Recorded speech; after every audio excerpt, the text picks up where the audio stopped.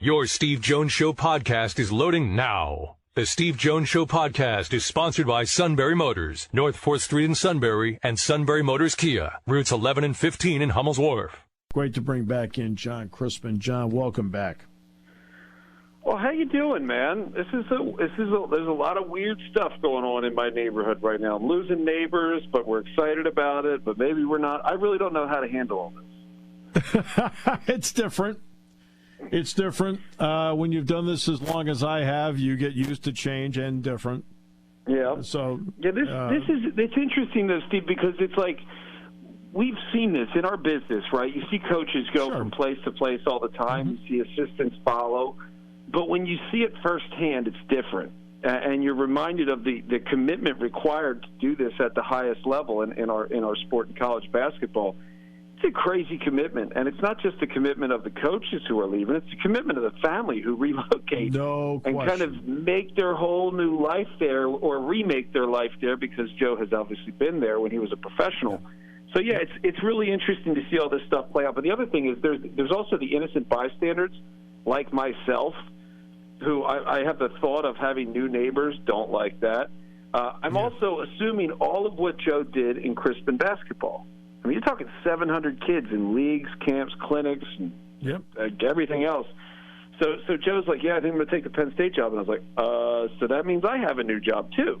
So, yeah. It's crazy, man. It's wild.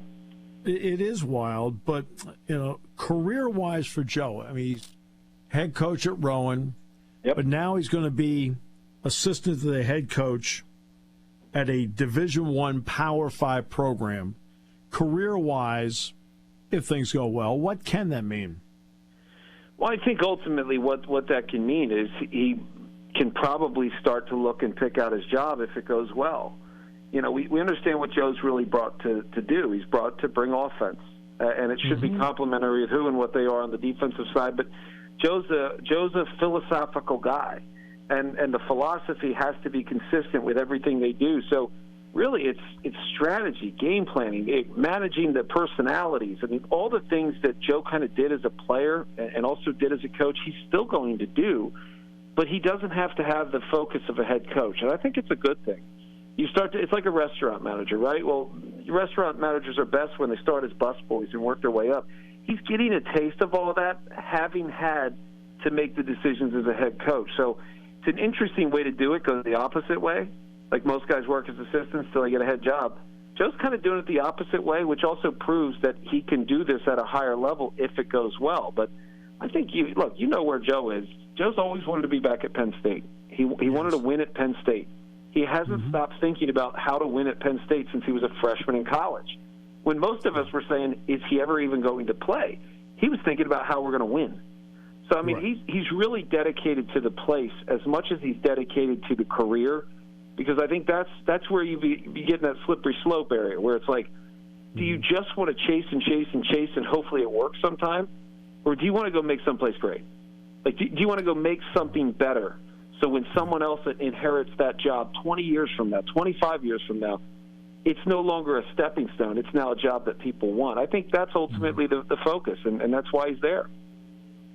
Well, it's interesting because September, his freshman year, I'd go over and watch a couple of practices, and I walked out of there, and I can't remember who I said it to. It may have been Dave Baker. I said, 3 is playing.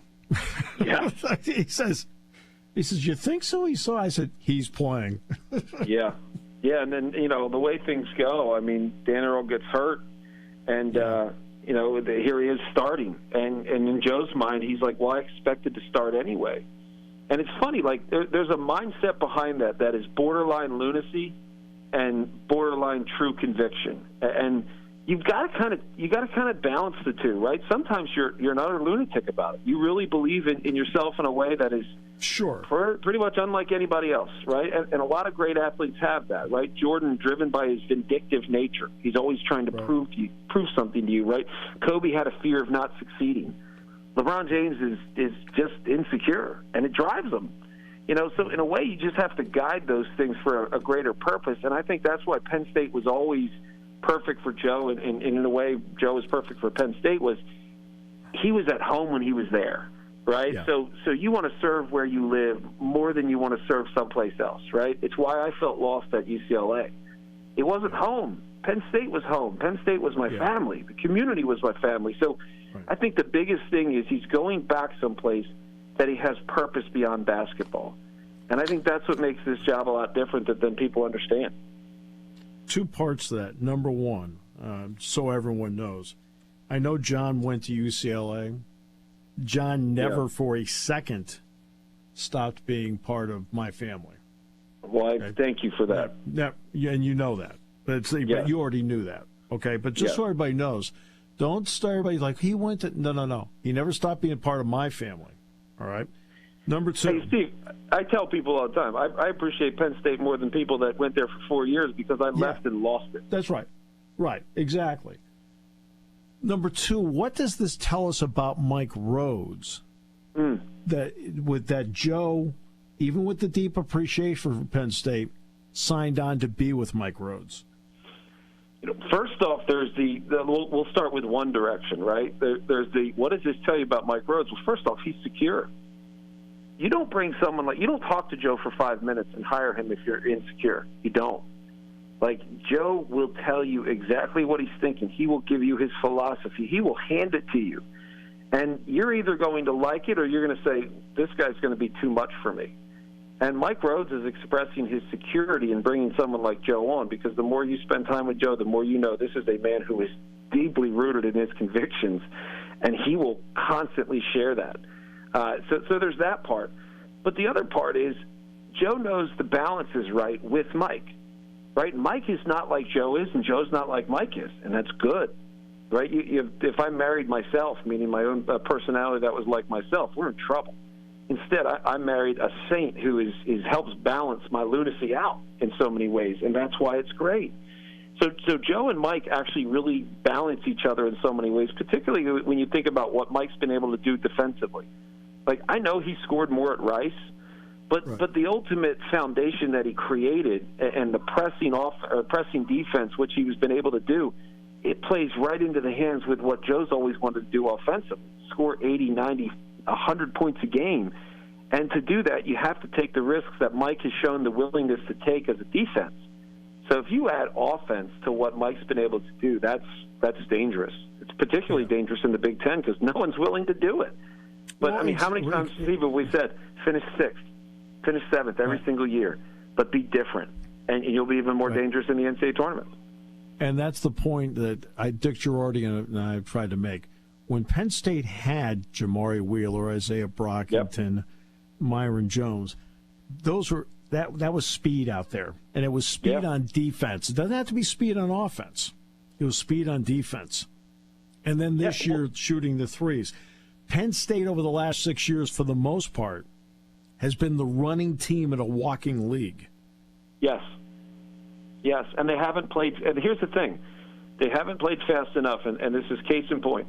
Why is the game 65-60 headed into the last 2 minutes of play, and the game ends up 75-68? Because Penn State turned it on all of a sudden, and you realize, wow, these guys could play like this all game and be really dangerous. But the game's not played that way in the Big Ten. So the challenge is, how can you force the game to be played that way? Well, the truth is, you got to take more risks. You have to encourage a team. It's like Gonzaga when they're at their best. What does Gonzaga do? People always they don't know how to answer this question. They say, well, they score more than everybody. I go, no. They say, go ahead and be better than us at what we do best. Right? Yep. We run. We play with flow. We play with great rhythm. We shoot it quickly if we got opportunities. We just play ball. There's less sets. I always say there's less plays and more playing. Right? That's kind of how it goes. And in a way, that's a risk in a controlled environment like the Big Ten. Right? Most teams want to create structure and control the game, put limitations on the game, and we say, no limitations. How about a constraint? How about we have to get a certain amount of turns in the backcourt? We need to run and jump twice. These are constraints on the game that you have to learn to play with it. How about let's play with a 20-second shot clock in practice to teach you guys how to make quick action, type of scoring play opportunities. Now, quick action scoring play opportunities, it's not a down screen, side screen. It's none of that. It's an action that puts the defense at a disadvantage. You attack with your advantage. Now the defense is chasing. you've got a scoring opportunity within 10 seconds. I mean, that's what you want to do. It's a constant pressure on the game. So I think it's going to be really interesting to see how it plays out. And you know who's a big piece of that, right? Ace Baldwin. Big piece of that. No getting around it. I mean, you start there with the point guard part of it. But I've always been a big believer that in most games there are 3 points where a team can put another team away. Yep. You know, somewhere, like the under 12 to the under 8, you can do it, obviously, at the end of the game. But the other one's the first half. For the most part, the great coaches have the same record in games decided by 5 or less as almost everybody else. The difference is they're never in games that are 5 or less because they're better and put teams away in the first half. Can you recognize and counter the adjustment? That's it. Yep. And here's the other part. Can you force a team to constantly adjust back to you? Like, can you recognize that adjustment and say, okay, now they're taking this away. Here's our counter. Now you're forcing that team to adjust to that. It's counter the counter type of thing. And if you're really teaching ball the way we're supposed to be teaching ball today, which again, we're not doing this particularly well in college basketball.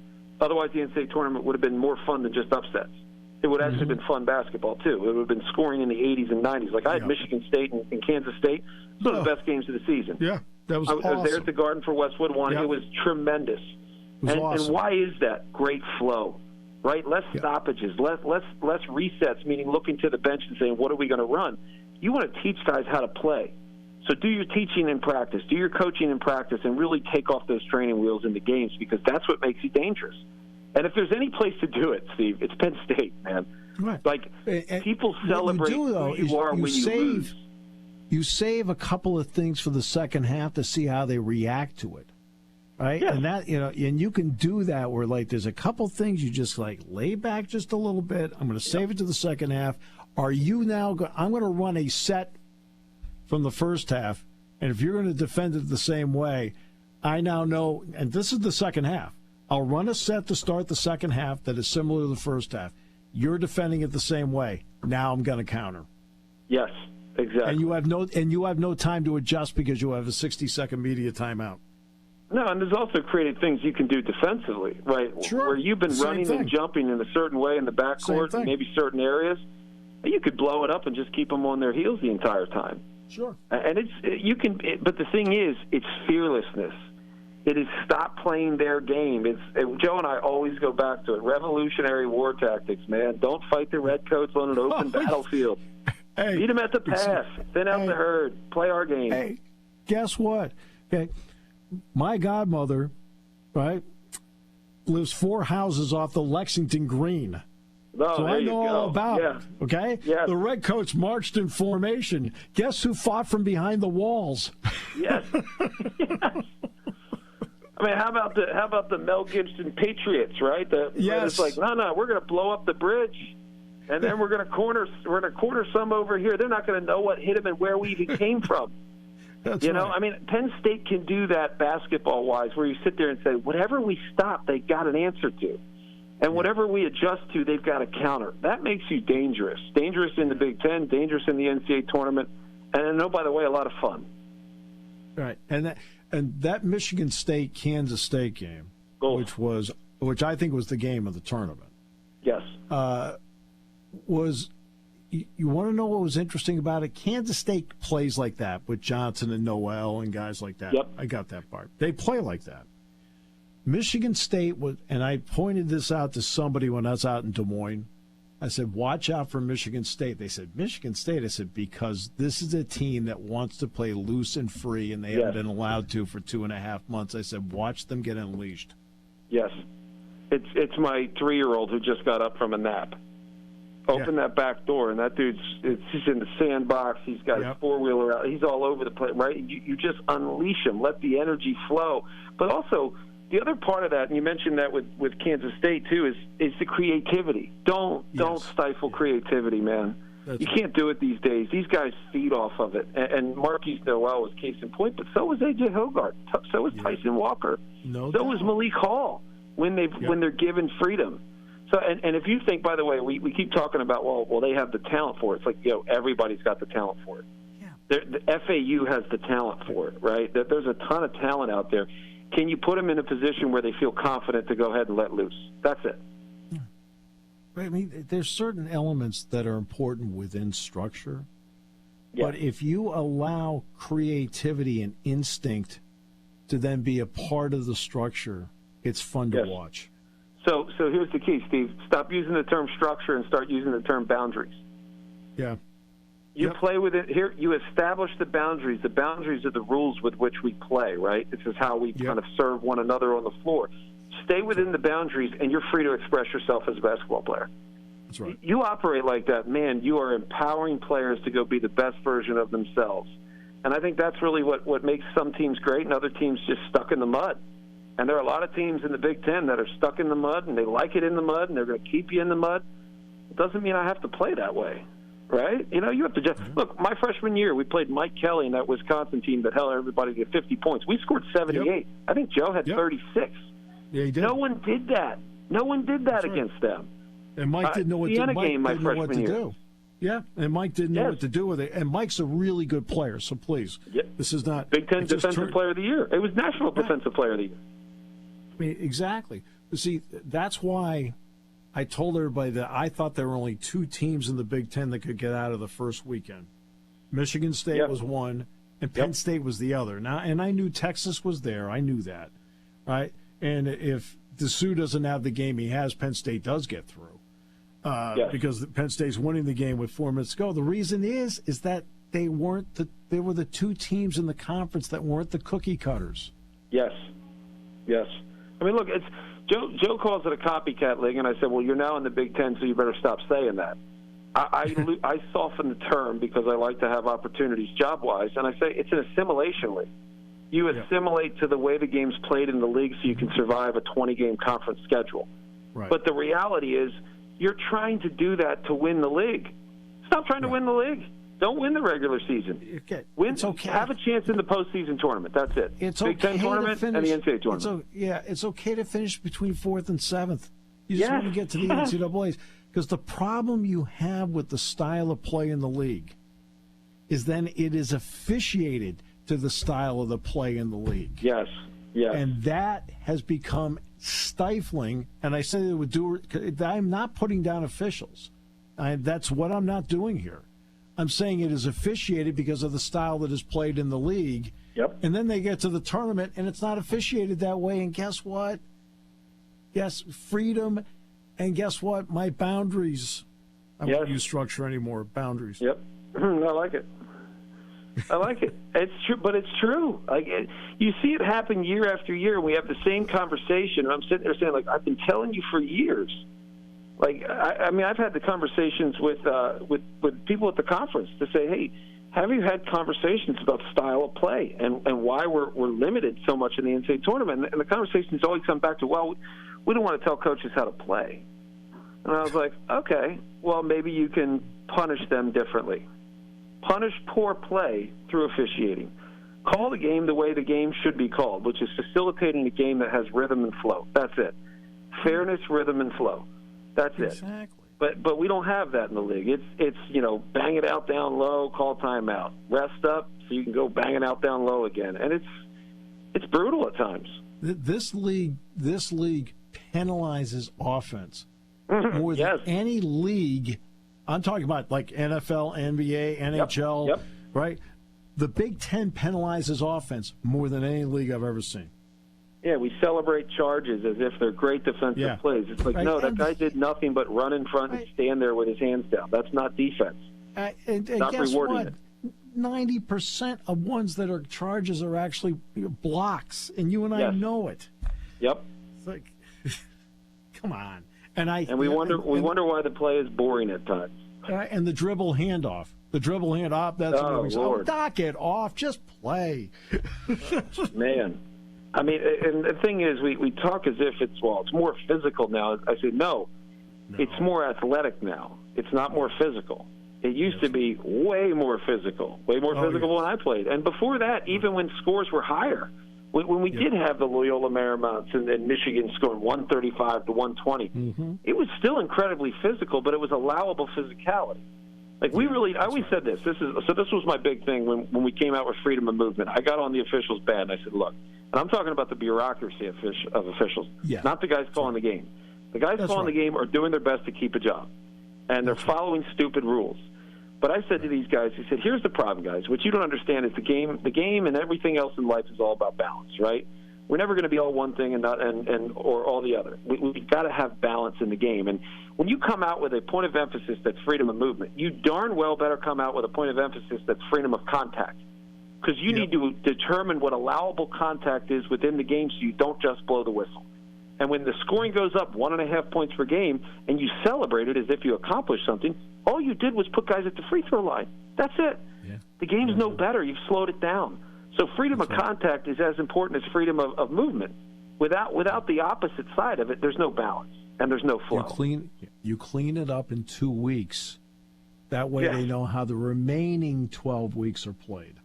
Exactly. Okay. Yeah, you may also go to 4 quarters and punish fouling in the sense that at 5 fouls each quarter, you're shooting 2.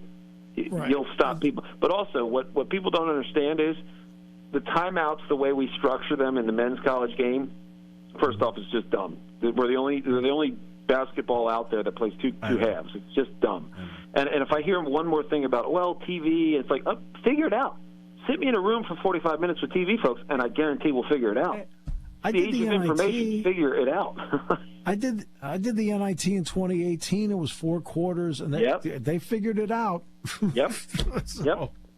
You figured it out. But the other thing is, what we don't understand is we're not actually fatigued because of the amount of timeouts and stoppages we have. And it takes forever to get the ball inbounds on a dead ball. All these things, it just slows the game down. Baseball's doing a much better job of it. I've actually watched baseball games now. Mm-hmm. Fatigue helps flow. So what you want to see is you want to see guys fatigued from running up and down the floor. They won't foul as much. They just won't. We think that if you're tired, you foul. If you're tired in a physical game, an overly physical game, you do tend to foul. But they don't tend to call it. It just gets so physical. But if you fatigue guys by running up and down the floor with less stoppages, like the Michigan State-Kansas State game where we didn't have a stoppage until 13:50 in the game, we created a great flow in that game, and that determined how the rest of the game was going to be played. It was awesome. And I hope we can find that more. Otherwise, it's probably going to be more of the same. Guess what? There are 2 things that will happen. 1, TV ratings will go up. 2, more people will attend the games. And you know what? Those commercials you're losing, they'll have more value anyway. Exactly. Hey, you're the best. See, you're going to be up here. I'll see you in about a month and a half. Yeah, Coaches versus Cancer, right? You're going to come up? Yep, going to come up. I'm hoping to bring my dad, too. Oh, please. I look forward to it. That'll be special. That'll be special. Thanks, John. You got it, man. Anytime. Look forward to seeing you.